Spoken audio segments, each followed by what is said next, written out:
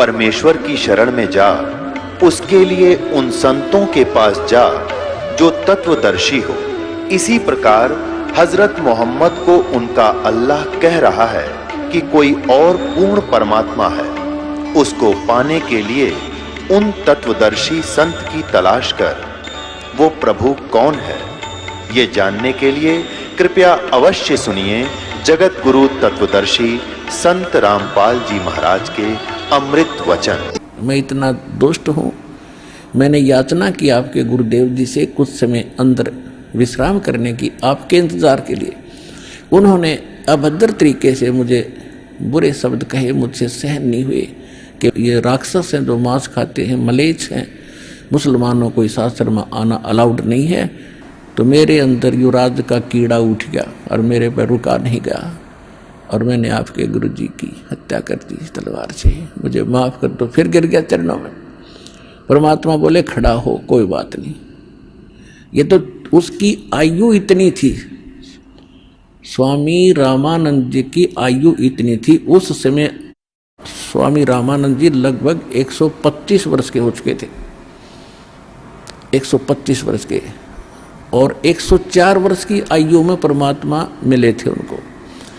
तो परमात्मा ने कहा कि इसकी आयु इतनी थी और आपसे ही इसकी मृत्यु होनी थी, इसमें ना तेरा दोष है ना उनका दोष है, आप चलो। और लेकिन एक काम करो, मेरे साथ वापस चलो। परमात्मा ने कहा कि अपना काम बताओ, किस लिए आए थे? कि जिस काम के लिए आया था वो तो आपने आशीर्वाद मात्र से ठीक कर दिया। मैं बहुत दिनों से दुखी था, मेरे हाहाकार मची थी, आग लगी थी रोम रोम में। अरदाता आपके आशीर्वाद से मैं स्वस्थ हो गया, अब मेरा एक काम और बढ़ गया। हे परमात्मा, उसको भी दया करो, क्षमा करो। परमात्मा बोले कि चलो, आप ऐसे मत जाना, नहीं तो हिंदू समाज बहुत बुरा समझेगा और हो सकता उपद्रव भी हो जाए। आप अंतिम संस्कार करो, मैं संभालूंगा इन सबको, कहूँगा कि भाई ये तो होना ही था और ऐसे ऐसे गलती हो भी गई थी, आदर सत्कार तो सभी का होना चाहिए। तो राजा ने सोचा भी ठीक है। तो अंदर चले गए दोनों। तो जितने भी 10-5 वहाँ शेष रहते थे रामानंद जी के, वो कबीर साहब आगे आगे थे, उनको देखकर भागे आए कि कबीर जी सिकंदर ने गुरु जी का मर्डर कर दिया। परमात्मा बोले ऐसी बात नहीं बोलते, संत मरते हैं कभी? अरे भले आदमी, तुमने फिर देख जाना क्या भगवान को और संत को? ये मरते हैं, ये कभी नहीं मरते। और कौन किसको मारता है, ये संस्कार अपने प्रारब्ध भोगना होता है सबको। उनको ऐसा करे थे। इतने में सिकंदर लोधी और वीर सिंह पीछे पीछे आ गए। वो फिर सुन हो गए, क्यों? तो फिर आ गया भाई सिकंदर लोधी, फिर आ गया। वो तो चुप हो गए, कत्ती एक साइड में खड़े हो गए। तब परमात्मा ने स्वामी रामानंद जी के जो 2 भाग हो गए थे, गर्दन अलग और धड़ अलग पड़ी थी दूर दूर, और कपड़ा डाल रखा था, वहां खून रक्त का सरवाह हो गया था।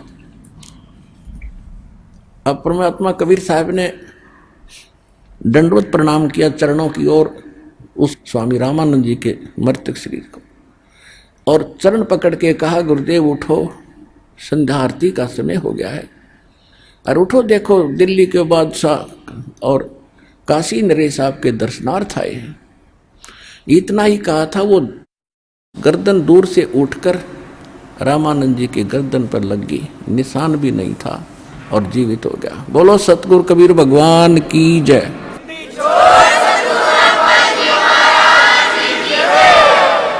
अब सामने उठते ही उसने देखा सिकंदर लोधी फिर खड़ा है, फिर लाल आंख करने लगा। फिर इतने में परमात्मा ने कहा कि हे स्वामी जी, आप तो लीला कर रहे थे, आपको कौन मार सकता है? तो इतने में उसने नीचे ध्यान गया कि मैं तो मर गया था फिर, और ये मेरे शरीर से गर्दन कटने के बाद उनके शरीर से 2 धारा चली थी, एक रुधिर की, एक दूध की। शरीर से तो या तो ब्लड निकलना चाहिए था। तो स्वामी रामानंद जी ने उस भगवान कबीर साहब से पूछा कि हे परवरदिगार, ये शंका का समाधान कीजिए कि ये दूध और रक्त ये ऐसे कैसे आया है? या तो रक्त होना चाहिए था सारा ही, ये दूध क्यों आया? तो परमात्मा ने कहा कि स्वामी जी, पहले आप केवल ब्राह्मणों को ही उत्तम मानते थे, अन्य जाति वालों को आप शेष नहीं बनाते थे, तो वह बड़ी कमजोरी थी। वो तो आपने दया कर दी सारे हिंदू समाज के ऊपर कि आप सबको दीक्षा देने लगे, और अभी भी आप में कमजोरी रह रही है कि आप मुसलमानों से नफरत करते हो, और जब तक नफरत शेष है मोक्ष नहीं हो सकता। इसलिए आपके शरीर में 50% प्योरनेस है, प्योरिटी है, आधे शुद्ध हुए हो, और जिस दिन आप पूरे मानव और प्राणियों को एक समझ लोगे उस दिन आप मोक्ष के अधिकारी हो जाओगे। इसलिए आप अभी अधूरे हैं दाता। रामानंद खड़े हुए और परमात्मा ने 1 घंटे प्रवचन किए। हिंदू और मुसलमान दो नहीं है, दो कहे जो नरक में जावे, एक खुदा के बच्चे हो तुम, सब एक घर से आते हो तुम, या अपने आप अलग अलग जाति और मजहब बनाकर भ्रमित हो जाते हो। हिंदू और मुसलमान सब परमात्मा के बच्चे हैं, ईसाई हो चाहे सिख हो, सिख तो जब तक थे नहीं। तो रामानंद खड़े हो गया, आँखों में पानी भर गया और सिकंदर लोधी को सीने से लगा लिया, बेटा मेरे से गलती होगी, मुझे क्षमा कर देना, मैं बहुत निकम्मा था, आज मेरी आँख खुल गई। उसके बाद रामानंद जी ने किसी भी जीव के प्रति कोई घृणा नहीं रखी। तो फिर सिकंदर लोधी ने कहा कि भगवान, ऐसे अच्छे विचार आपके और ऐसे महापुरुष, क्योंकि उनका कति विश्वास दृढ़ हो गया था कि ये अल्लाह अकबर है, अपने हाथों से काटा आदमी को और सामने जीवित कर दिया, रेजिटीज बैठा है, और ऐसा भयंकर रोग जो आज तक किसी मुसलमान के, किसी काजी मुल्ला और किसी से ठीक नहीं हुआ, ना हिंदू धर्म के किसी वैद और जंतर मंतर करने वाले ऋषियों से ठीक हुआ, और महापुरुष ने तुरंत ठीक कर दिया। तो ये परमात्मा आई है और मेरे सामने जीवित कर दिया। ओए होए। तो उन्होंने कहा कि परवरदिगार, एक बार दिल्ली चलो, आप दिल्ली चलो दाता, वहाँ तो आग लगी पड़ी है, हिंदू और मुसलमान की आपस में ऐसा झगड़े होते हैं, आपके विचार सुनेंगे, हो सकता है सभी की बुद्धि ठिकाना आ जाए। परमात्मा बोले, हम ऐसे नहीं चलते, जो हमारा कोई दीक्षा लेगा तो हम चलेंगे, हम मेरा शेष बनता है उसके साथ जाते हैं, ऐसे वैसे नहीं जाते हम किसी। तो सिकंदर लोधी बोला, जी वो क्या करना पड़ेगा शेष बनने के लिए? आपने ये करना पड़ेगा, मांस नहीं खाना होगा, छूना भी नहीं होगा, और किसी को सजा गलत नहीं देगा, न्याय करेगा, किसी को सताएगा नहीं। तो उसने कहा, जी ठीक है, मांस नहीं खाऊंगा, और तेरे राज्य में कोई भी जीव हिंसा ना हो। तो यहां वो व्यवस्था जाहिर करता है कि भगवान, आप तो जानी जान हैं, मैं मांस नहीं खाऊंगा, लेकिन जीव हिंसा का प्रतिबंध मैं लगा नहीं पाऊंगा, क्योंकि ये मुसलमान समाज बहुत ज़्यादा है, आप भी जानी जान हो। तो परमात्मा ने ये कंडीशन लूज कर दी कि ठीक है, तू मांस नहीं खाएगा और कोई बुराई नहीं करेगा, बीड़ी शराब तम्बाकू हुक्का भी प्रयोग नहीं करेगा। मुसलमान हुक्का बड़ी चाव से पीते हैं, वैसे सारे पीने लगे, तो उस समय वो पीते थे, तो उसने कहा कि नहीं, वो सब मान नहीं सकते, और परमात्मा ने उनको अपना शिष्य बनाया। तो कहने का भाव ये है कि अब सम्मन और नेकी दोनों जहाँ भी जाते थे और बहनों को चूड़ियाँ पहनाते थे, तो ये जिक्र किया करते थे, ऐसे ऐसे कथा सारी सुनाया करते थे। तो वो जितनी बहनें थी वो मजाक करती थी बाद में कि ऐसे इनके गुरु होते तो इनको ऐसा ऐसा दारिद्र है इनके ऊपर, इतने निर्धन है, समय पर कई बार आटा भी नहीं होता, मांग कर ले जाते हैं, तो ये इनको क्यों ना धनी बना देता। तो उनको भी एक आदमी ने टोक दिया था ऐसे ही कह करके कि यदि ऐसे तुम्हारे गुरु हैं तो तुम्हें धन क्यों नहीं देते। लेकिन वो दृढ़ भगत थे, संसार की बातों पर विश्वास नहीं करते थे। हम मार खाते यहाँ, जैसे एक भक्त मुझे कई कहते हैं कि जी मेरी पत्नी बीमार है, मुझे रोग था वो तो ठीक हो गया, अब मेरी पत्नी नहीं स्वस्थ हो रही है, मैं किसी को समझाता हूँ तो कहते हैं तो अपनी पत्नी को तो ठीक करा ले, फिर बात बताना। तो बच्चों, यहाँ भ्रमित ना होना, आप अपनी क्रिया विश्वास के साथ करते रहना। समाज की तरफ देखकर आप भगवान से दूर ना होना, फिर मालिक साथ नहीं देगा। अगर आपके मन में यह बात आ गई कि लोग क्या कहेंगे, मेरी पत्नी को तो लाभ हुआ ही नहीं है, तो आप भी छोड़ दोगे भक्ति, और उसको तो फिर होना ही नहीं था। तो उसकी कोई चाकरी में कमी है, उसकी कोई सेवा में, कोई मर्यादा में त्रुटि है। इस कर से जब आपको लाभ हो गया और पत्नी को हो नहीं रहा, क्या भगवान दो हैं? मालिक तो वही है। अब जैसे एक मेन पावर आई है लाइट की, बिजली की, और उसको 2 घरों में कनेक्शन है, एक के सब पंखे चल रहे हैं, दूसरे का नहीं चल रहे, कनेक्शन उसी से है। लाइट तो सेम है, बिजली तो सेम पावर की है, उसके क्यों नहीं चल रहे? कोई डिफेक्ट है उसकी लाइट में, आगे कोई कनेक्शन में डिफेक्ट है, उसको चेक करो और फिर देखो होंगे क्यों नहीं।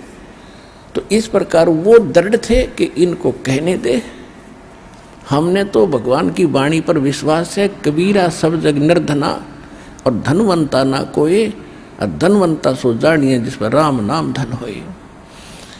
फिर दूसरी भगवान बताते थे कि राम रटत दारिद्र भलो, राम रटत निर्धन भलो, टूटी घर की छान, वो सुंदर महल किस काम के जहां भक्ति नहीं भगवान।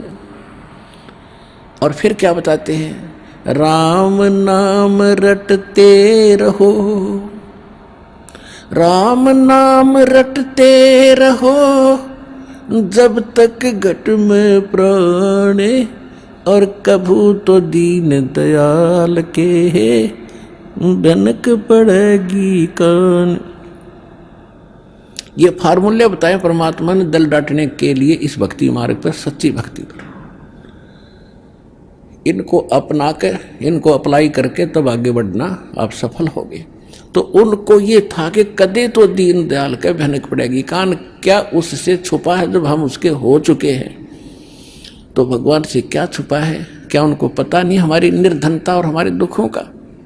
लेकिन हमें जो धन मिल गया है वो किसी के पास नहीं है।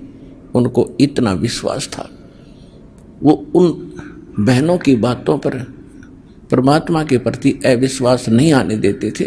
तो इसलिए कहा कि सत न छोड़े सूरमा, और सत छोड़े पतदा, और सत के बांधे लक्ष्मी फिर मिले गया। कि सत न छोड़ना, अपनी मर्यादा पर दृढ़ रहना, विश्वास रखना। देखना खेल दाता के आन देश में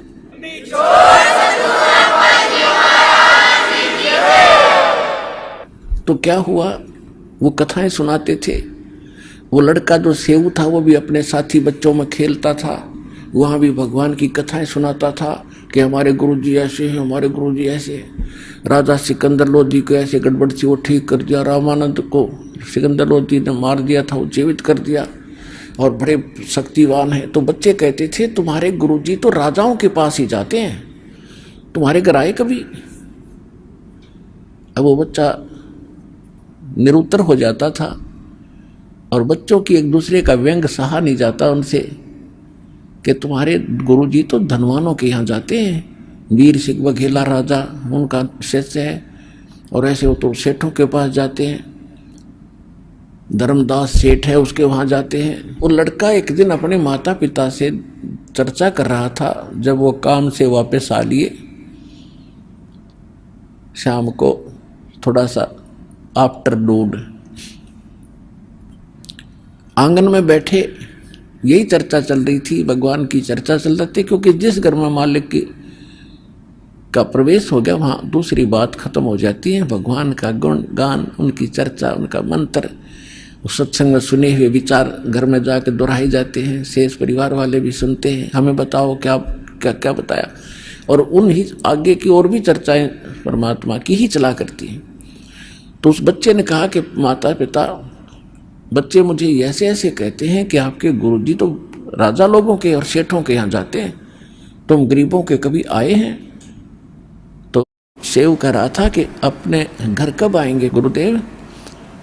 तो नेकी बहुत बुद्धिमान थी, कहने लगी बेटा देखो भगवान अपने से दूर थोड़े ही है, उनके लाखों शिष्य बताओ किस किस के घर जाएंगे। उन्होंने ज्ञान दिया, आशीर्वाद दे दिया, हमारे साथ हैं पल पल में। कि वो तो बात ठीक है माता जी, लेकिन बच्चे मुझे मजाक करते हैं कि तुम्हारे गुरु जो राजाओं के यहाँ जाते हैं, तुम्हारे घर आए हैं कभी? एक बार अपने गुरु जी आ जाए तो मैं उनका मुंह बंद कर दूँ। तो माता पिता कहने लगे, बेटा ऐसी हीन भावना मत ला और तेरी भगवान पर अविश्वास हो जाएगा, उनकी बातों में मत जा। परमात्मा हमारे साथ है, दूर थोड़ा ही है। नहीं वो बात तो ठीक है माता जी, एक बार वो आ जाए ना गुरु जी अपने यहाँ तो फिर तो बात ही कुछ और। ऐसा कह के उसकी आंखों में आंसू आ गए कि बच्चे मुझे बहुत व्यंग करते हैं और ये संभव हो नहीं रहा क्योंकि उनके शिष्य गने हैं, गुरु जी हमारे यहाँ आ नहीं सकते। कहते हैं पहुंचूंगा क्षण एक में जन अपने के काज। ये दुखी थोड़ा होने देते अपनी आत्मा को। इतने में उधर से परमात्मा ने तैयारी की। एक कमाल नाम का शिष्य था जो परमात्मा ने जीवित किया था मुर्दे से। एक मुर्दा बहता हुआ आ रहा था। शेख तकी नाम का एक सिकंदर लोधी का धार्मिक गुरु था, मुसलमान। वो बहुत ईर्षा करने लग गया था परमात्मा से, जिस कारण से उसने एक कंडीशन रख दी थी कि कोई मुर्दा मेरे सामने जीवित करके कबीर साहब दिखावें तो मैं मानूं कि ये कोई अल्लाह का पैगंबर अवतार है, अन्यथा मैं नहीं मानूंगा और मुसलमान धर्म के लोगों को भड़का दूंगा और सिकंदर तेरे विरोधी कर दूंगा मैं। क्योंकि वो धार्मिक गुरु था सिकंदर लोधी का और पूरे मुसलमान समाज पर उसका होल्ड था। तो सिकंदर लोधी घना चिंतित हो गया था कि यह बात ही बिगड़ेगी। स्वस्थ तो हो गया लेकिन रात जाओगा। उस चिंता से ग्रस्त देखकर परमात्मा ने कहा था कि सिकंदर लोधी इसको कह दो मुर्दा ले आवे कोई। तो उसी समय दरिया के किनारे ये बातें हो रही थी। उसी समय एक मुर्दा जो परिवार वालों ने अंतिम संस्कार करके जल प्रवाह कर दिया था। कुछ ऐसे कबीले हैं ना गाड़ते हैं जमीन में ना जलाते हैं, वो जल प्रवाह कर देते हैं। वो मुर्दा आ रहा था 13 साल के बालक का। परमात्मा ने उस मुर्दे को जीवित करके वहाँ सबके सामने प्रमाणित कर दिया था कि Kabir is God, I am God, Allahu Akbar हूँ मैं। तो वो जीवित करा। फिर उस बच्चे को जब जीवित कर दिया परमात्मा ने, सब ने कहा था कमाल कर दिया, कमाल कर दिया। तो उसका नाम कमाल रख लिया और अपने साथ अपने पुत्र के रूप में रखा। वो लड़का, उसमें थोड़ा अभिमान हो गया था कि मेरे जैसी सेवा कोई कर नहीं सकता। जैसे अर्जुन में अभिमान हो गया था कि भगवान मेरे जैसा सेवक कृष्ण जी आपका कोई नहीं। तो उसका भ्रम उसने निवारण किया था ताम्रध्वज के घर जाके। और मोरध्वज के घर जाकर जब उन्होंने अपने सामने बच्चे को काट दिया तब कृष्ण जी ने कहा था अर्जुन अब सेवक आप हो या ये है एक नंबर के? कि जी ये है एक नंबर के, मैं तो कद्दे भी ना कर सकता इसका, हमने बच्चे ने काट दूं। तो कहने का भाव ये उसी, अब आपको दो भगवानों की, समर्थ की और इस छोटे भगवान की भिन्नता बताई जा रही है कि छोटे मोटे थोड़े बहुत गुण तो सभी में मिलते जुलते होते, लेकिन समर्थ के गुण फिर आगे चल के अलग ही होते हैं। वो तो एक ताम्रध्वज लड़के को जीवित किया, यहाँ हजारों प्रमाण दे देगा दास। और आज यहाँ होने लग रहे, यहाँ होने लग रहे। आज से चौथा दिन है। एक माई अपने दोते को लेकर आई थी यहाँ पर, वह आई होगी आज अवश्य, 1.5 वर्ष का बालक और उसकी लड़की साथ में, उस दोते की माँ। और वो बता रही थी जी ये लड़का आज परमात्मा कबीर जी की दया से इसको जीवन दान मिला, हमने नाम भी नहीं ले रखा था। सत्संग सुनते थे साधना टीवी पर डेली। उसका पिताजी यानी दामाद उस माई का वो भी आया हुआ था। चौथा दिन है। उस दिन लड़का बाल्टी में चढ़ गया पानी की भरी में, कैसे पटड़ी पुटड़ी पर चढ़ के उसमें मुंदे मुँह गिर गया। 2-2.5 घंटे पड़ा रहा, किसी ने संभाला नहीं। जब देखा खोज हुई तो उसमें मरा पाया। उसको बाहर निकाला, आसपास गांव के जो वैद्य थे उन मृत डिक्लेयर कर दिया। उसने परमात्मा पुकारा आपको, किसने? लड़के के पिता ने। हे भगवान धरती पाया है तो मेरा बालक जीवित कर दे। 2 सेकंड में बच्चा एकदम हिचकी लेकर खड़ा हो गया।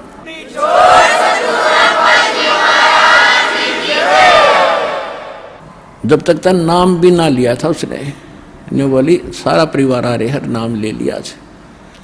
तो यहाँ लाखों कर दिया, कबीर भगवान कर रहे हैं, वो मालिक आज भी वही है, परंतु हमने उससे लाभ लेने का तरीका नहीं मालूम था। अब हमारे पास वो कंप्लीट वे है उस भगवान से लाभ प्राप्त करने का। तो इसी प्रकार परमात्मा ने उसमें भी ऐसे बहुत से उदाहरण प्रमाण करके दिखाया कि कबीर इज गॉड। हम एक तामर दो राम और दो के गीत गाएंगे, इस मालिक के असली महत्व को कूड़े में डाल दिया, करकट में डाल रखा था हमने, लाल को और कौड़ियों के गुण गा रहे थे, हम उनको कीमती बता रहे थे। अब कमाल कहने लगा कि महाराज मैं आपके साथ चलूंगा, मेरे बगैर आपकी कौन सेवा करेगा, मेरे जैसा सेवक आपको इस उम्र में कहाँ मिलेगा, आपकी सारी तासीर का मुझे मालूम है, आपको किस चीज़ की आवश्यकता है समय पर देता हूँ, अब चल बेटा तू भी चल। और एक शेख फरीद नाम के वो साथ आए थे। फरीद पहले परमात्मा के वो शिष्य बने थे, पहले वो मुसलमान धर्म से संबंधित थे, मालिक के ज्ञान से वो फिर मालिक के साथ काफ़ी समय संग करते थे। तो तीनों जने कहने लगे परमात्मा कि मैं कुछ शिष्यों के यहाँ चलना है, चलोगे? हाँ जी चलेंगे। वो तीनों जने उधर से वो सेव प्रार्थना कर रहा था, आंखों में आंसू आ गए थे, और उधर से सामने परमात्मा आकर खड़े हो गए। आवाज लगाई बाहर गेट पे, झोपड़ी के बाहर वाले गेट पे, और कहा कि भाई सम्मन है घर पे। तो नेकी कहने लगी गुरुजी की आवाज आ रही है। सम्मन कहने लगा गुरुजी कहाँ आएंगे इतनी दूर हमारे पास। ये वैसे चर्चा कर रहे थे ना आपने, वो सत्संग की आवाज आ गई होगी, वो ऐसे बतला रहे थे ना। फिर दोबारा आवाज लगाई परमात्मा ने कि भाई कोई सम्मन है क्या घर पे? नेकी बोली देख ही सुन जानते हैं, कहाँ आवाज तो बिल्कुल सामने। फिर उधर देखा, सचमुच ये तीन मूर्ति खड़ी है और तीनों के तीनों नंगे पैरों भागे आए। सामने खड़े होकर ऐसे देख रहे हैं जैसे कोई स्वप्न हो। उन्होंने तो स्वप्न में भी नहीं सोचा था कि भगवान यहाँ पहुंच जाएंगे। अब तीनों जने ऐसे देख रहे हैं, सतबुद्ध हो गए, जैसे उनको कोई आभास ही नहीं हो हम कहाँ खड़े हैं। तब कमाल ने कहा कि अंदर ले चलो गुरुजी को, क्या यहाँ धूप में खड़े रखोगे? तब उनका सपना सा टूटा, प्रणाम किया दंडवत, और जैसा भी फटा पुराना कपड़ा था घर पे वो बिछा के मालिक को आसन दिया। नेकी अंदर चलेगी, सम्मन वहां बैठ गया, परमात्मा की गुणगान चर्चा करने लगे। भगवान आज ही आपको याद कर रहा था, आपका बेटा आज ही आपने आज दर्शन दे दिए, ये तो बुरा हाल था इसका। ऐसे ऐसे सॉरी कथा बताते रहे। ऐसे आध पौन घंटे के बाद सम्मन ने कहा महाराज भोजन की सुनाओ, प्रसाद की सुनाओ, मालिक अभी लोगे या डट के लोगे? परमात्मा बोला भी तैयारी करो, पैदल चल कर आए हैं, भूख तो सभी को लगी है। अच्छा जी अभी बनाते हैं। अब वो अपनी पत्नी के पास आया, नेकी के पास, कि नेकी भोजन तैयार करो, गुरुदेव को भूख लगी है। नेकी कहने लगी कि घर में दाना नहीं, अन्न नहीं, आटा नहीं, आज बिल्कुल भी एक रोटी का भी आटा शेष नहीं है। तो सम्मन कहने लगा किसी से उधारा मांग लाओ। नेकी कहने लगी मैं उधारा मांगने गई थी, जहां मुझे आशा थी सबने मना कर दिया है, और मैंने ये कहकर मांगा कि हमारे गुरुजी आए हैं, हमें आटा दे दो उधारा, आपका तुरंत ही दे देंगे कुछ ही दिनों में। तो उन्होंने कहा कि जब तुम्हारे गुरु इतने शक्तिशाली प्रबल हैं, कथा सुनाया करते हो, तो तुमने क्या जरूरत है मांगने की? हमारे पास आटा नहीं है, जाइए। आज वो जानबूझकर बकवाद हमारे साथ कर रहे हैं और इसका बहुत बड़ा हमें दुख हो रहा है और इनको बड़ा हानि हो जाएगी। तो सम्मन ने कहा कि आप अपना ये चीर दे दो, ओढ़ना कपड़ा जो सिर पर ओढ़ती हैं बहनें अलग से, ये अपना चीर दे दो, ये कपड़ा दे दे चूंदड़ी, और इसको मैं गिरवी रखाऊंगा। तो वो कहने लगी मैं ये भी गिरवी रखने गई थी, ये बीच से फटा हुआ है, इसको कोई गिरवी भी नहीं रखता, और चीर मेरे पास है नहीं। इतने निर्धन थे लेकिन दृढ़ भगत थे। अब सम्मन कलेजा पकड़ कर बैठ गया जमीन पर, चक्कर आने को हो गया कि भगवान मुझ नीच को ऐसा दुर्भाग्यशाली जन्मा है, मैं कितना पापी रहा हूँगा पिछले जन्म में, मैंने दान नहीं किया, मैंने कोई पुण्य नहीं किया, जिस कारण से परमात्मा बताते हैं जो दान करता उसी को धन मिलता है। यदि मेरे पास आज धन होता तो मैं खूब दान करता, और आज गुरुजी भूखे जाएंगे मुझ पापी के द्वार से। हे परमात्मा, यह जमीन क्यों ना फट जाती, इसमें चला जाऊं अंदर में, क्या शकल दिखाऊंगा।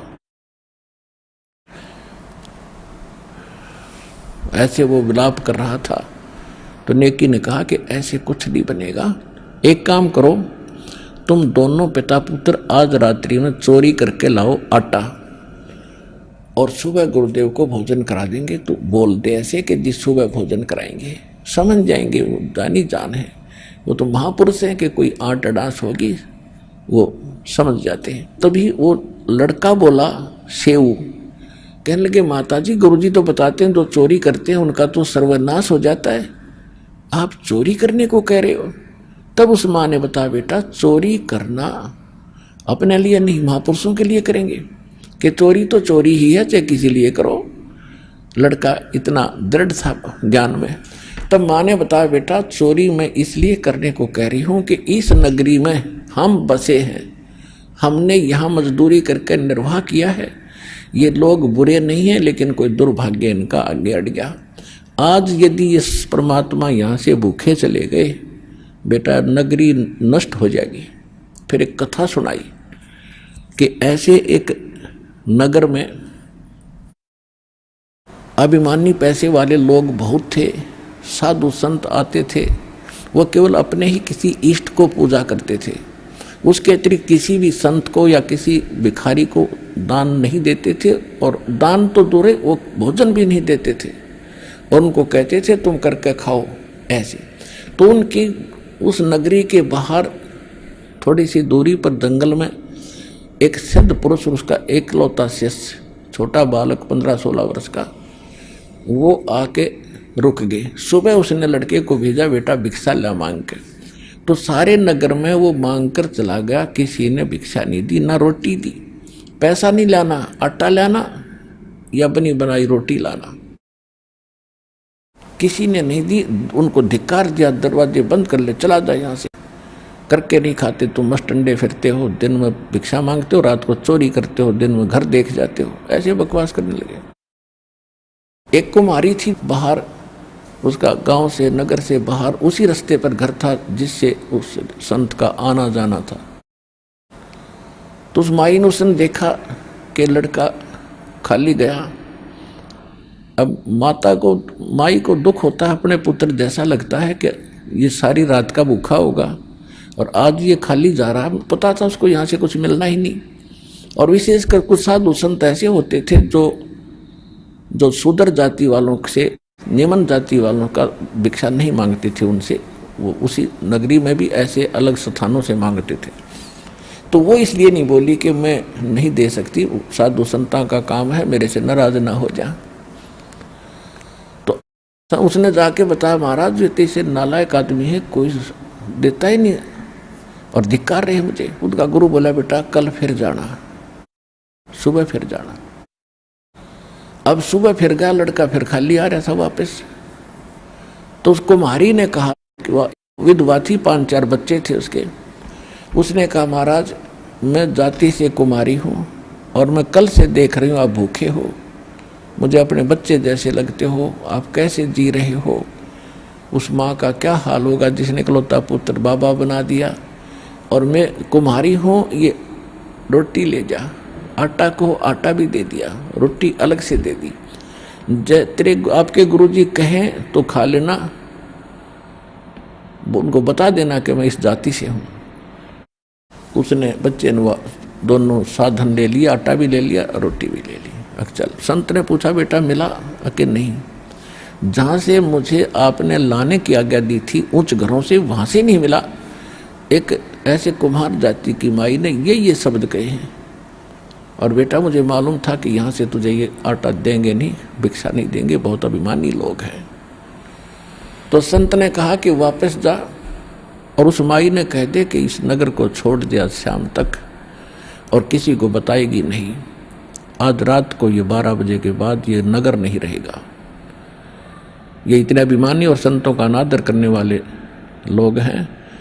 और उसको कह दिए कि जहाँ तू अब जितना शीघ्र हो यहाँ से निकल, और सामने जहाँ तू पहुँच जा वहीं रुक जाना, तू वहीं बस जाएगी, तेरे नाम से नगर होगा, गांव होगा, पूरा तेरा पूरा वहाँ पर वास हो जाएगा। अब उसने वापस आकर बताया कि माई पे गुरुदेव ने ऐसे ऐसे कहा है और मेरे गुरुजी बड़े सिद्ध पुरुष हैं, जो कह दिया फाइनल है। अपने सारे सामान ने लाद के गधों पर और निकल जा और बताना नहीं किसी को, आज रात के 12 बजे ये नगर नहीं रहेगा। तो वो समझ गई कि जो कह दिया संत ने फाइनल है, और जहाँ तू रात तना हो जा वहीं रुक जाइए, वहीं बस जाएगी। तो ऐसे ही यहाँ एक कुमारिया गांव है, उसी के नाम से बसा हुआ है। और ये अग्रोहा नाम से एक अग्रवालों का, लालाजियों का एक वो नगर था, वो सारा ऐसी एक सिद्ध के ने नष्ट कर दिया था। तो कहने का भाव ये है, वो चली गई और फिर वो रात के समय वो होना ही था। तो वो ऐसी घटना घटी था, क्षेत्र के लोग देखने आए, पूछा, कारण पूछा, फिर उस माई ने बताई सारी कहानी। तो सब नगर वालों की इतनी आस्था बन गई, वहाँ उसके नाम से मकान बना दिया, उसके लिए किले एकड़ दे दी, सैकड़ों, तू रहे यहाँ बस ठाट से, और बेबे हमारी बहन है तू यहाँ बस ठाट से, एक पूरा गांव बस गया उसके नाम से। अब कहने का भाव ये है कि जिस नेकी ये बता रही थी कि बेटा यदि आज ये परमात्मा यहाँ से भूखे चले गए, ये नगर का नाश हो जाएगा बेटा। हम तो जानकार हैं, ये तो अनजान है, इन्होंने तो आग में हाथ दे दिया, और बेटा हमने बचाना पड़ेगा इनको, इसलिए तुम चोरी करके लाओ। एक तरफ तो ये इतने जीव मरेंगे, एक तरफ बेटा हमने आपत्ति आओगी वो आ लेगी। तो समन खड़ा हो गया, सेव भी कहने लगा माता जी आपने तो आँख खोल दी, हम नहीं मरने देंगे नगर को, चोरी करके लेंगे। पिता और पुत्र दोनों रात के 12 बजे चले, चोरी भी क्या, आटे की। और आटा किसके लिए? गुरुदेव के लिए, भक्तों के, अतिथियों के लिए। एक लाला जी के घर में जाकर सेंध लगा ली, सुराख बना लिया अंदर प्रवेश करने का। तो सम्मन कहने लगा बेटा तू बाहर रहे, मैं चाहता हूँ अंदर, मुझे तो अगर मैं पकड़ा गया तो इस लाला जी की पहुँच बहुत है, राजा तक पहुँच है बेटा, ये फांसी भी तुड़वा देगा, बहुत भयंकर दंड करवा देगा, और बेटा तू बच जाएगा, तू बाहर रहे। तो सेव कहने लगा पिताजी मैं बालक हूँ, बालक पर रहम भी हो जाएगा, अगर पकड़े गए तो आप बाहर रहो। यूँ कह कर सेव घुस गया उसमें, और जाके सम्मन ने कहा कि 3 शेर से ज़्यादा ना लाना, 3 अतिथि आए, तीनों को खिला देंगे उसे। अब उसने अंदाजा सा अपनी फटी पुरानी चद्दर में बांध के चलन लगा, आवाज़ होगी किसी तराजू पर पैर टेक गया, उसका खुड़का दुड़का होने से लाला जी जाग गया। तब तक वो निकट आ गया था सुराख के, ऐसे निकलने की चेष्टा कर रहा था, रेंग कर घसीट कर, और उसने वो फेंक दिया था बाहर कपड़ा, पिताजी उठा ले। पीछे से लाला जी ने उसका पैर पकड़ दिया और घसीटने लग गया। तो सेव ने कहा पिताजी मैं पकड़ दिया लाला जी ने, सेठ ने, और आप ये आटा लेकर चले जाओ, जल्दी निकल। तो जब लाला जी ने देखा कि चोर चोर, और वहाँ थाम के बांध दिया पिलर के रस्से तक, और कहने लगे तुम भगत को आओ से भगत हैं, पकड़े की तारी वास्तविकता आ जाएगी ना सामने, किसी भगत थे तो वो कहने लगे लाला जी हम बुरे नहीं हैं, हमारे घर एक महात्मा आए हुए हैं, हमारे गुरुजी आए हैं, 3 जने हैं, 2 भक्त हैं, और यहाँ आटा किसी ने दिया नहीं हमारे को, हम आपका वापस डाल कर जाते एक दिन, चाहे किसी बहाने आते और फिर बताते आपको कि वो चोरी हमने की थी। कहते बात मत बना, अब मुझे पता लग गया चोरी तुम नहीं, वो तुम्हारे गुरु करवाते हैं, और देखना मैं बताऊंगा सारे नगर में, और तुम्हारे काला मुंह करेंगे तुम्हारे गुरु जी का कल सुबह, और उनको घसीटेंगे यहाँ पर। अब वो लड़का डर गया किया और बात बढ़ गई। उधर से सम्मन लेकर गया आटा, नेकी ने पूछा उसके पत्नी ने कि पुत्र कहाँ है। वो कहने लगा सेठ ने पकड़ लिया उसको।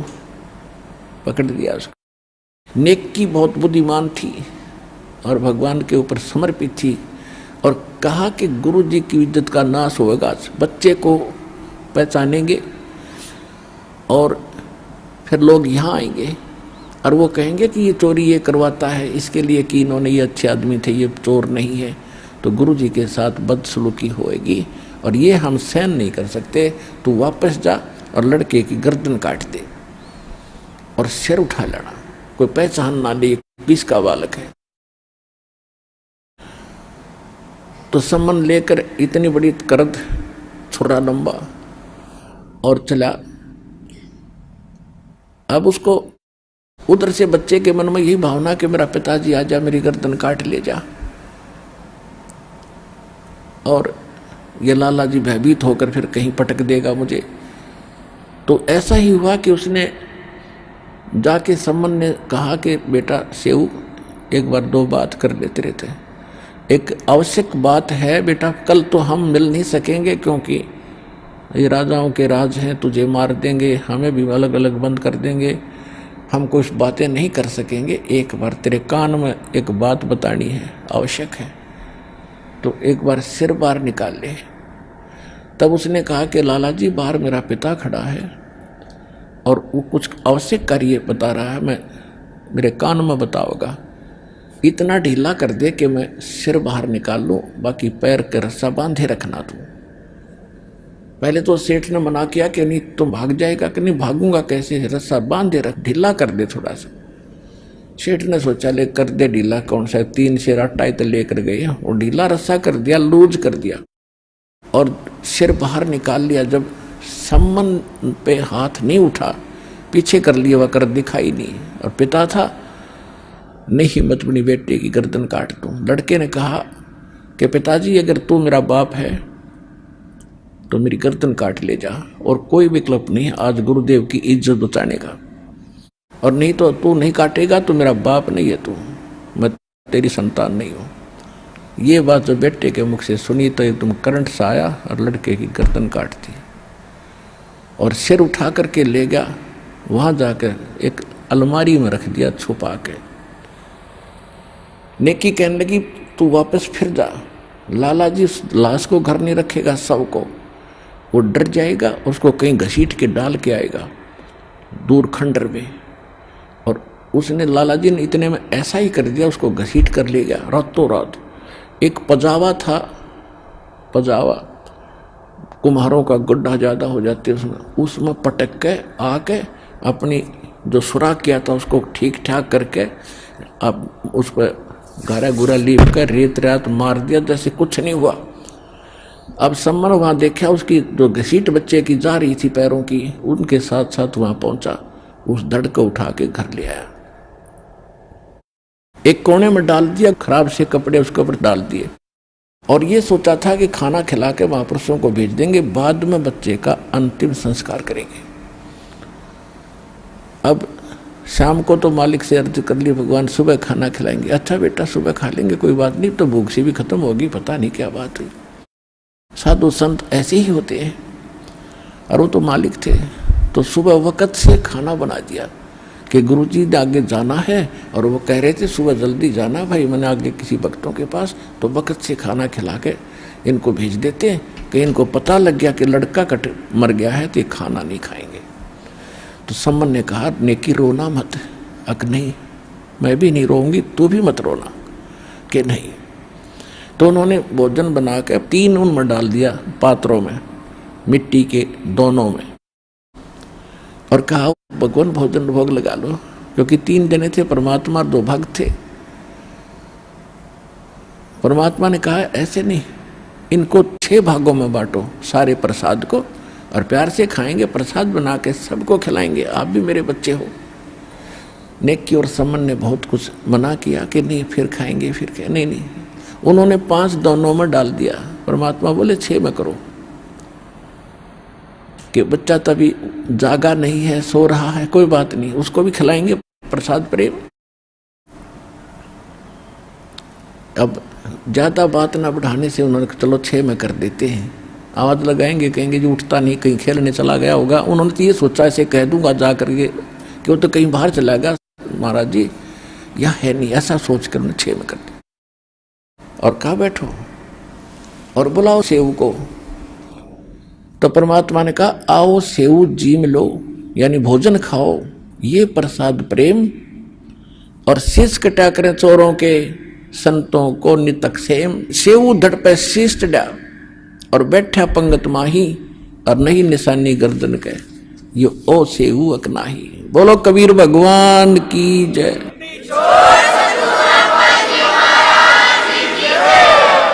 एकदम सेव के धड़ पे वो अपने आप ताक से उठ के सिर लग गया और उठकर भागा आया कि आ गया गुरुदेव, आ गया गुरुदेव, और बैठ गया उस पंगत में, यानी उन 6 की लाइन पूरी होगी पंक्ति। और परमात्मा कहा आओ सेव जी मिलो, ये प्रसाद प्रेम, और सिर कटा करें चोरों के बेटा संतों के नितक सेम। और सेव धड़ पे सिर चढ़ा और बैठा पंगत माँ, और नहीं निशानी गर्दन के, यू ओ सेव उगना, निशान भी नहीं था उस बच्चे के। माता पिता उठकर देख कर आए कि क्या हो गया, वहाँ पर सिर्फ रक्त पड़ा था थोड़ा सा शरीर, और सब तो सामने वो बच्चा उनका जीवित था। बोलो कबीर भगवान की जय।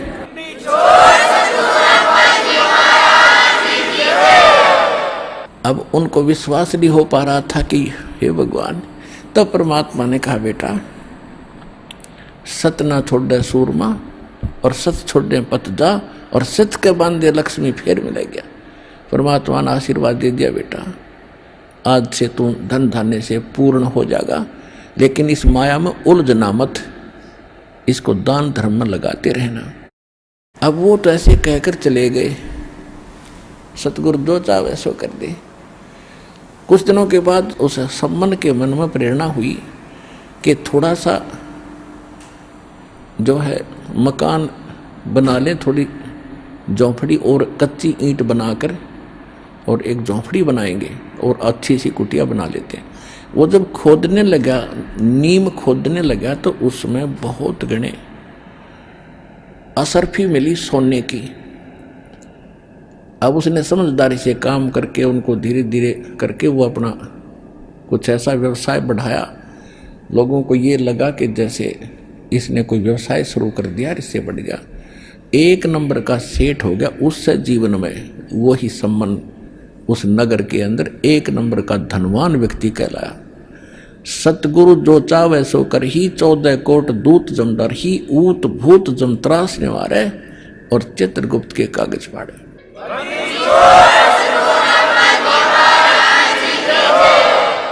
अपने आत्मा ये थी अमर कथा, ये थी सत्यनारायण कथा। ये तो इन्होंने कूड़े के ढेर में डाल दी, हमारा छींट भी नहीं लगने दी। और एक गीत गाया करते, मोर दोस्त का लड़का जीवित कर दिया कृष्ण भगवान, मोर दोस्त का लड़का जीवित कर दिया कृष्ण भगवान। अब कृष्ण जी की सतीथि अब सामने आई तो विष्णु अवतार थे, और विष्णु की क्या सतीथि आपके सामने स्पष्ट कर दिया दास ने, सब प्रमाण दे देकर। ये देखो जैसे दादू साहब कहते हैं, और संत सब कूप हैं और कहते धरीता नीर, और दादू अगम अपार है वो दरिया सत कबीर। अब एक तो छोटा मोटा कुआ हो, वो तो एक पीन पान का काम थोड़ा बहुत कुछ मोहल्ले का चला सकता है, वो सारा काम नहीं कर सकता।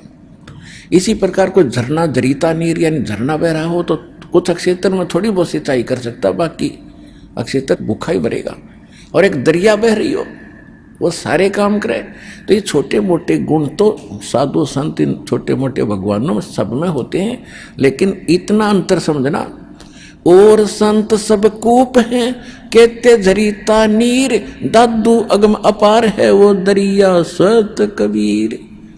तो ये वो समर्थ है जिसमें सारे ही गुण संपन्न हैं, वो भी काम कर सकता है, और उनसे आगे भी जो सबको सुख दे सकता है वो कबीर भगवान है। अब धर्मदास जी ने फिर एक प्रश्न किया, कहने लगे मालिक आप कहते हो कि वैसे तो मुझे अविश्वास होना मेरा गलत है, लेकिन प्रश्न ना करूँगा तो मुझे कचोटते रहेंगे। कि जैसे श्री कृष्ण जी के पास एक विपर सुदामा बहुत निर्धन था और वो 2 मुट्ठी चावल लेकर गया था सूखे, उनको खा करके एक उनका बहुत सुंदर महल बना दिया उस द्राविड़ देश में। सुदामा जी का कितना सुंदर महल बना दिया, उसको धन दे दिया। तो इन बातों से हम बहुत प्रभावित हैं मालिक। तो पुण्यात्मा दास बताएगा उस समर्थ की महिमा। देखो अब जैसे आपको पता है कि ये किस सत्र के भगवान है। जैसे एक तो मंत्री, कोई राज्य का प्रांत का मंत्री, वो भी थोड़ी बहुत राहत दे सकता है, लेकिन जो प्रधानमंत्री देगा वो नहीं दे सकेगा। इतना अंतर समझना। अब क्या था, जैसे सुदामा जी को केवल कितना दे दिया, एक कोठी बनवा दी और धन दे दिया, उसका वो एक जीवन थोड़ा सा व्यापन ठीक हो गया। और जन्म मृत्यु ना सुदामा की बची ना कृष्ण की, पशु योनि जाना ना कृष्ण का बचा ना सुदामा का बचा। अब कथा सुनाता दास। एक तैमुरलंग नाम का लोहार था, मुसलमान लोहार, और परमात्मा कहते हैं जो जन मेरी शरण है ताका हूं मैं दास, और गेल गेल फिरता रहूं जब तक धरती आकाश। अब परमात्मा पिछले संस्कारी हंस होते हैं उनके। अब तैमुरलंग की माँ बड़ी भाग्यवान थी, मुसलमान जाति में थे, इतनी दयालु थी कि आए अतिथि को भूखा नहीं जाने देती थी। कई बार ऐसी अतिथि होती थी, जैसे कोई रास्ता चलता राहगीर भी होता था, यात्री को भी प्रार्थना करके भोजन खा के जाना जी, वो भोजन खिलाती थी। तो बच्चे में वो संस्कार साथ साथ पल रहे थे। अब उन्होंने क्या किया, कई बार ऐसे होता था कि अपने खाने का उनके पास भोजन नहीं बचता था, माता बेटा दोनों भूखा सो जाते थे और अतिथि को पूरा संतुष्ट कर देते यात्री को। वो क्या करता था, इतना निर्धन था तैमुरलंग कि अन्य साहूकार लोगों की, धनी लोगों की भेड़ बकरियां चराया करता था, उससे उनको कनक मिलती थी मेहनताना।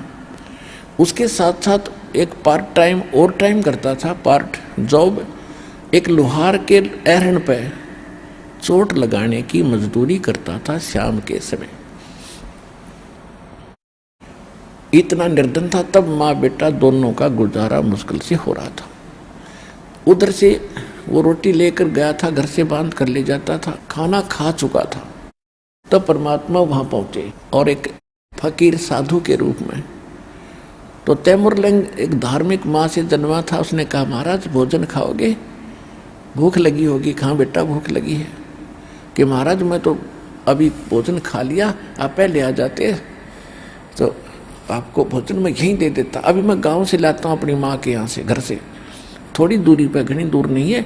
और महाराज एक ध्यान करना, कोई बकरी भेड़ बकरी चली ना जा कहीं, मैं गरीब व्यक्ति हूँ और हमसे इनका कर्जा पूरा नहीं होगा अगर गुम होगी तो।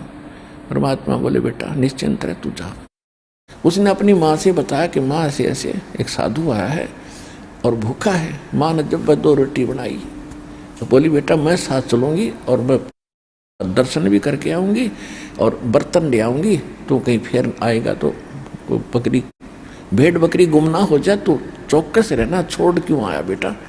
तो उन्होंने कहा माता जी मैं महाराज जी से कह के आया हूँ, वो संभालेगा। कि अच्छा चल। तो फटाफट 2 रोटी बनाई, जैसा घर में आटा था सारा का उतना ही बचा था और लेकर चले गए। महाराज जी ने एक रोटी खाई। जब वो रोटी खाने लगा उसी समय माई कहने लगी महाराज हम बहुत निर्धन हैं, हमारे घर पर तो कई बार आटा भी नहीं रहता है, दया करो, कुछ आशीर्वाद दो, हम कुछ 2 रोटी हमें ठीक मिल जाए। ऐसे उसने रोटी परमात्मा ने एक खाई, तब तक उसने 2-3 बार यह बात दोहरा दी। रोटी खाकर पी कर पानी का लोटा जल। परमात्मा खड़े हुए और वहाँ एक बेल रखी थी, भेड़ बकरी बांधने की, पशु बांधने की बेल होती है पतली पतली सी, इन बकरियों की तो और पतली होती है। उसको ऐसे मोड़ा, 4 बार उसको इकट्ठा करके छोटी सी बन गई और उसको उस बच्चे के कमर पर 7 बार मारी। 1 2 3 4 7 मारी। अब माई ने सोचा कि ये बाबा जी कोई मेंटल है, इसको गुस्सा आ गया और मैंने इसको बार बार टोक दिया जिस करके मेरे बच्चे को ये पीट रहा है। तो माई ने कहा महाराज बच्चे ने कोई गलती कर दी। आइए अब हम उन श्रद्धालुओं के अनुभव जानते हैं जो जगत गुरु तत्वदर्शी संत रामपाल जी महाराज जी से दीक्षा प्राप्त कर चुके हैं तथा उनके द्वारा बताए गए भक्ति मार्ग पर चल रहे हैं। बहन जी नमस्कार। नमस्कार। क्या नाम है जी आपका? मेरा नाम श्वेता चोपड़ा है। श्वेता जी कहाँ से आए हैं आप? मैं होशियारपुर डिस्ट्रिक्ट से आई हूँ, वहाँ पे महलपुर एक जगह का नाम है, वहाँ पे रहती हूँ, पंजाब में। संत रामपाल जी महाराज से कब जुड़े आप? संत रामपाल जी महाराज जी से जुड़े हुए मुझे 2 साल हो गए हैं। मैंने गुरुजी का नाम, संत रामपाल जी का नाम जो है वो 3 जनवरी 2015 में लिया था। ये अपने आप में एक आश्चर्यजनक बात है कि 2014 से संत रामपाल जी महाराज जेल में हैं। ऐसा कैसे संभव हो पाया कि एक संत जेल में है और उनसे आपने नाम दीक्षा ली? क्या कारण रहा कि आपने संत रामपाल जी महाराज से नाम दीक्षा ली? मैं पहले तो ये बताना चाहूँगी कि मैं काफ़ी दुखी रहा करती थी, तो मुझे शुरू से परमात्मा की तलाश थी। जिससे पहले मैंने शिव जी की भक्ति बहुत की है। तो उसके बाद क्या हुआ, मैं अपनी बहन के पास हमेशा ये जिक्र किया करती थी कि ऐसा क्या करें कि जिससे हमारे सभी दुख दूर हो जाएं। तो उसने मुझे बोला कि तू ज्ञान गंगा पुस्तक ले ले, उसको तू पढ़ेगी तो तेरे मतलब उसने नामदान ले लिया था, तो तू पढ़ेगी तो तेरे सब दुख दूर हो जाएंगे। वो बुक मेरे पास अप्रॉक्सीमेटली 1 साल तक पड़ी रही, पर मैंने उस बुक को नहीं पढ़ा। उसके बाद क्या हुआ, मेरे पे तकलीफ़ें बहुत ज़्यादा बढ़ चुकी थी। फिर मैंने जब उस बुक को पढ़ा तो बुक को पढ़ने से ही मेरे आधे प्रॉब्लम तो ख़त्म हो चुकी थी। फिर उसके बाद जब मैं अपनी बहन से पूछा कि ज्ञान क्या होता है, वो मुझे बोलती थी तू ज्ञान को समझ। मैं उसको यही बोलती थी कि ज्ञान होता क्या है, मुझे इसके बारे में बता। जब धीरे धीरे उसने मुझे ज्ञान समझाना शुरू किया तो मुझे पता लगा कि कुछ बात तो है। तो फिर मैंने गुरुजी के सत्संग भी देखे। तो संत रामपाल जी महाराज जी की एक एक बात जो है वेदों में जो लिखी हुई है, उसकी एक एक बात की सच्चाई को जान के मैं अंदर से मुझे इच्छा हुई कि मैं नामदान ले लूं। तो मैं अपनी बहन को बोला कि मुझे नामदान लेना है, तो फिर उसके बाद मैंने नामदान ले लिया। श्वेता जी देखिए, अमूमन हम देखते हैं कि किसी संत के ऊपर आरोप लगते हैं या फिर वो जेल में जाते हैं तो उसके जो श्रद्धालु होते हैं वही नाम छोड़ देते हैं। लेकिन संत रामपाल जी महाराज के मामले में स्थिति बिल्कुल उल्टी हुई है, क्योंकि जब से संत रामपाल जी महाराज जी जेल में गए हैं उसके बावजूद लाखों लोग संत रामपाल जी महाराज से जुड़ रहे हैं। उनमें से आप भी एक श्रद्धालु हैं। हम आपसे ये जानना चाहेंगे कि आखिर संत रामपाल जी महाराज से जुड़ने के पीछे मेन जो वजह है लोगों की वो क्या है? ऐसी कौन सी बातें वो ज्ञान गंगा पुस्तक में लिखी हुई है जिससे आप प्रभावित हुए और आपने संत रामपाल जी महाराज से नाम दीक्षा ली? सबसे पहले तो मैं ये बताना चाहूँगी, उसमें ज्ञान गंगा एक ऐसी बुक है जिसमें हर वेद और प्रमाण जो है जिनको खोल खोल के लिखा हुआ है गुरुजी ने। और मुझे तो वेद प्रमाण की बातों के बारे में बिल्कुल भी नॉलेज नहीं थी, ना ही हमारी फैमिली में से पीछे से कोई जुड़ा हुआ था। सबसे पहले मेरी मासी जी हैं जो यूएस में रहती है, उन्होंने नाम लिया था। फिर धीरे धीरे क्या हुआ, जो बुक्स थी, जब मैंने ज्ञान समझा कि एक एक बुक में एक एक चीज जो है जो गुरुजी ने लिखी हुई है। मेरा भी सबसे पहले यही क्वेश्चन होता था कि वो तो जेल में गए हुए हैं तो वो कैसे सही बात कर सकते हैं। पर धीरे धीरे जब मैंने बाकियों के साथ कंपैरिजन करना शुरू किया तो मुझे ये लगा कि जो गुरुजी ने बातें कही हैं वो एक एक सच है और उसमें से 0.1% बात भी झूठ नहीं है।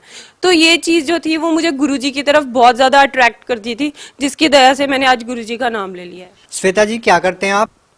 मैं नर्सिंग कॉलेज में पढ़ाती हूँ, मैंने बीएससी नर्सिंग की हुई है। श्वेता जी आप एक शिक्षित महिला हैं, क्या आप ये मानते हैं कि किसी संत से नाम दीक्षा लेने से या किसी संत के आशीर्वाद देने मात्र से किसी व्यक्ति की समस्याएं खत्म हो सकती है, किसी के दुख दूर हो सकते हैं? सबसे पहले मैं आपको ये बात बताना चाहूँगी कि मेरा बेटा है जो वो इस टाइम 4 साल का है। उसको सबसे पहले तो मैंने जब नाम लिया मैंने उसको सही तरीके से फॉलो नहीं किया। मेरे बेटे को ESR, मेरे बेटे का ब्लड टेस्ट में जो है वो टीबी में होता है कि वो एक बीमारी है जो छाती की बीमारी है, उसमें उसकी रिपोर्ट में हाई आ गए थे काफ़ी। तो मुझे शायद लग रहा था कि मैंने नाम अपना खराब किया है, खंड किया है, तो उसके कारण मुझे प्रॉब्लम आई है। वो रिपोर्ट इतनी सॉलिड थी कि उस डॉक्टर लाल पैथ लैब की रिपोर्ट थी, उसको कोई नकार नहीं सकता। उसके बाद क्या हुआ, मैंने अपने मन में ही गुरुजी से माफ़ी मांगी कि गुरुजी अगर मैंने नाम खंड किया है तो मैं आगे से ये गलती नहीं करूँगी, क्योंकि मुझे इतने सुख मिलने लग गए थे नाम लेने के बाद शायद मैं भूल गई थी कि मैं मर्यादा में भी रहूंगी। जब जैसे ही मैंने गुरुजी से माफी मांगी, संत रामपाल जी से माफी मांगी, तो वैसे ही मैंने कहा कि अपने हस्बैंड को कि प्लीज मैंने एक बार रिपोर्ट फिर करवानी है। मुझे अपने मालिक पे पूरा भरोसा था। जैसे ही मैंने वो रिपोर्ट करवाई तो मेरे बेटे की 2 जगह से रिपोर्ट जो थी वो बिल्कुल नॉर्मल आई। पहला लाभ तो मुझे ये हुआ। दूसरा लाभ ये था कि एक मेरा पेपर था, लाइक आइल्स का पेपर था, वो शायद मैंने 5-6 बार दे दिया था। तो सबसे बड़ी गलती मैं ये करती थी, मैंने गुरुजी को प्रार्थना नहीं लगाई थी। पर ये मुझे विश्वास था कि शायद अपने आप पे कॉन्फिडेंस होता है कि नहीं मैं क्लियर कर लूंगी। पर क्या हुआ कि मैंने फिर एक बार प्रार्थना लगाई, जब मेरा क्लियर ही नहीं हो रहा था पेपर, तो गुरुजी ने मुझे कहा कि आप मतलब जो गुरुजी ने मुझे जवाब दिया, फिर मैंने उसको फॉलो किया। उसको फॉलो करने के बाद आज मेरा इतना अच्छा रिजल्ट है जो मैं बता भी नहीं सकती। तीसरा लाभ मेरा ये है कि जो मेरे हस्बैंड है वो तो कभी भी ना, मैंने तो कभी सोचा भी नहीं था कि वो नाम भी ले लेंगे। उन्होंने लाइक बैड सोसाइटी में हो गए थे वो, और काफ़ी गंदा नशा करने लग गए थे वो, जिसके कारण उन्होंने मेरी ज्वेलरी सेल कर दी, काफ़ी कुछ कर दिया था उन्होंने। तो उसके बाद मैंने उनको बोला कि शायद वो कोई प्रॉब्लम में भी सफ़र कर सकते थे, कोई भयंकर रोग भी शायद उनको लग सकता था। तो मैंने उनको बोला कि अगर मतलब मैं डरती उनसे बोलती भी नहीं थी, क्योंकि मेरे ससुराल परिवार के जो लोग हैं वो बिल्कुल भी इस रास्ते को फॉलो नहीं करते। फिर मैंने उनको बोला, मैंने कहा तुम एक बार हम गुरुजी के पास चलेंगे तो शायद ये सभी प्रॉब्लम ठीक हो सकती है। तो वो भी इतने ज्यादा दुखों में घिरे हुए थे कि उन्होंने एक बार भी मना नहीं किया। और संत रामपाल जी की, महाराज जी की ऐसी दया हुई कि मेरे बेटे ने भी नाम ले लिया और मेरे हस्बैंड ने भी ले लिया। जैसे कि आपने बताया कि आपके जो पति हैं वो नशा करते थे और आप बहुत ज़्यादा दुखी थे। आप सोच रहे थे कि वो अगर नाम दीक्षा ले लें तो आपके दुख दूर हो सकते हैं। कहीं ना कहीं आपको लग रहा था कि संत रामपाल जी महाराज से नाम दीक्षा लेने के बाद आपके पति नशा छोड़ सकते हैं। तो क्या आपकी जो सोच थी वो सही साबित हुई? जी बिल्कुल। मेरे हस्बैंड ने जैसे ही नाम लिया उन्होंने बिल्कुल नशा छोड़ दिया। वो बहुत गंदा नशा था। जब उन्होंने छोड़ दिया, और आज मेरे ख्याल से हमारी तो दूसरे-तीसरे दिन ही लड़ाई हो जाती थी, और मैं तीसरे दिन ही अपने पेरेंट्स के घर चली जाती थी। अब शायद 1 साल हो चुका है, हमारी कोई लड़ाई नहीं हुई। पहली बात तो मेरे नाम लेने से हमारे घर की हालत सुधर गई, हमारी लड़ाई नहीं हुई। दूसरी बात ये हुई, अब उन्होंने सारा नशा छोड़ दिया। उस नाम में इतनी पावर है कि मतलब मैं कभी सोच नहीं सकती थी कि मेरे हस्बैंड इतने सुधर जाएंगे, जो कि हुआ है। श्वेता जी, यदि आज की बात करें तो देखिए, हम किसी भी संत को संख्या के आधार पर सही या गलत नहीं ठहरा सकते। हमने ऐसा भी देखा है कि करोड़ों की संख्या में जिसके श्रद्धालु हैं और उनके ऊपर आरोप भी लगे हैं और वो सिद्ध भी हुए हैं, और आज वो जेल में भी है। हम आपसे ये जानना चाहते हैं कि आप अन्य बाबाओं को संत रामपाल जी महाराज से किस प्रकार अलग पाते हैं? अगर हम बाकी बाबाओं के पास जाएंगे, संतों के पास जाएंगे, तो वो अगर मुझे कैंसर हो गया है तो मैं उन बाबा के पास जाके बोलूंगी कि मुझे कैंसर हो गया, मैं कैसे ठीक हो सकती हूँ, तो वो मुझे ये बोलेंगे आपका पाप कर्म है, आपके कर्मों की सजा आपको मिल रही है। तो वही प्रश्न लेके अगर मैं संत रामपाल जी महाराज के पास जाऊंगी और मैं उनसे बोलूंगी कि मुझे ये प्रॉब्लम है, तो वो एक ऐसा भक्ति मार्ग दे रहे हैं जिससे मैं बिल्कुल ठीक हो रही हूँ, और वहां पे मुझे ये चीज नहीं मिल रही है। तो ये तो पक्की बात है कि अगर मुझे तो फिर वही चीज को अपनाना पड़ेगा, वही रास्ता मेरे लिए अच्छा है, क्योंकि ये जो भक्ति साधना है जहाँ से मुझे बीमारियों से छुटकारा मिल रहा है, मैं बिल्कुल ठीक हो रही हूँ, तो मैं बाकी बाबाओं के पास क्यों जाऊंगी? मैं सही रास्ते को फॉलो करूंगी। आप भगत समाज को क्या संदेश देना चाहेंगे? भगत समाज को संदेश नहीं देना चाहूंगी, हाथ जोड़ के प्रार्थना करना चाहूंगी कि जो गुरुजी हैं, जो संत रामपाल जी महाराज हैं, उनका नाम जो है वो बिल्कुल सच्चा है, और उनकी एक एक बताई बात में सच्चाई है। उन बातों को आप वेदों में, प्रमाणों में देख सकते हो। जो सत्संग आता है श्रद्धा चैनल पे, साधना चैनल पे 7:40 से 8:40 तक, उसमें वो एक एक बात का प्रमाण देते हैं। तो अगर हम उनको देखेंगे तो हमें सारा कुछ सही तरीके से पता लग जाएगा और हमें सही भक्ति मार्ग मिलेगा और हमारा मोक्ष होगा। जी धन्यवाद। सत साहिब।